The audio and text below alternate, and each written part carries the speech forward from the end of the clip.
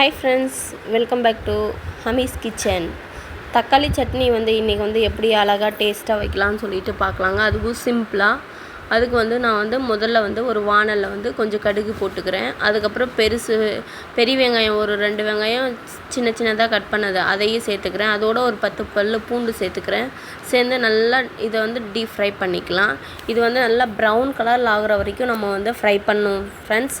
பாருங்கள், இந்த மாதிரி ஸ்டேஜில் ஒரு 5-6 வரமிளகா நான் கிள்ளி சேர்த்துக்கிறேங்க.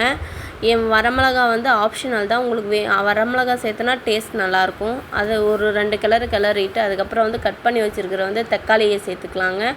அதையும் நல்லா ரெண்டுமே எல்லாமே மிக்ஸ் பண்ணுற அளவுக்கு சேர்த்து விட்டுக்கலாம். பாருங்கள், இந்த மாதிரி நல்லா கிளறி விட்டுக்கோங்க. இப்போ நம்ம என்ன பண்ண போகிறோம்னா, கொஞ்சோண்டு உப்பு சேர்த்துக்கலாம். அதோட கருவேப்பிலை கொஞ்சம் சேர்த்துக்க போகிறேன். நான் கருவேப்பிலை இது எல்லாமே சேர்ந்து ஒன்றா நல்லா வதங்கி இருக்கட்டும். ஏற்கனவே நம்ம காரத்துக்கு மிளகாய் சேர்த்துருக்கோம். அதனால் கொஞ்சோண்டு மஞ்சத்தூள், வீட்டு மிளகாத்தூள், குழம்பு மிளகாத்தூள் 1 ஸ்பூன் போட்டுக்கலாம். அதோட கொஞ்சோண்டு தனி மிளகாத்தூள் அந்த கலருக்காக போட்டுக்கலாங்க. நீங்கள் உங்களுக்கு காரம் எவ்வளோ தேவையோ அதுக்கேற்ற மாதிரி வச்சுக்கோங்க. பாருங்கள், இந்த மாதிரி நல்லா கிளறிட்டு எண்ணெய் பிரிஞ்சு வர்ற அளவுக்கு நம்ம இது பண்ணிக்கணுங்க. இந்த ஸ்டேஜில் உப்பு காரம் கரெக்டாக இருக்கான்னு சொல்லிவிட்டு டேஸ்ட் பண்ணி பார்த்துக்கோங்க. காரம் உங்களுக்கு எந்த அளவுக்கு தேவையோ அந்த அளவுக்கு நீங்கள் சேர்த்துக்கோங்க.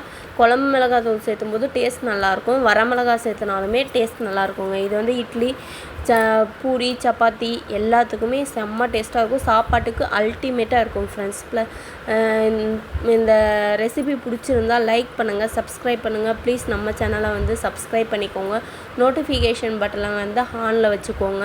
நம்ம வீடியோ போடும்போது உங்களுக்கு ஆட்டோமேட்டிக்காக அது காமிக்கும். லாஸ்ட்டாக பாருங்கள், இந்த மாதிரி எண்ணெய் பிரிஞ்சு வந்ததுக்கப்புறம் ஒரு 4-5 கொத்தமல்லி இலையை தூவி நம்ம இறக்கிக்கலாம் ஃப்ரெண்ட்ஸ். அவ்வளோதான் ஃப்ரெண்ட்ஸ். தேங்க்யூ. தேங்க்ஸ் ஃபார் வாட்சிங். Thank you.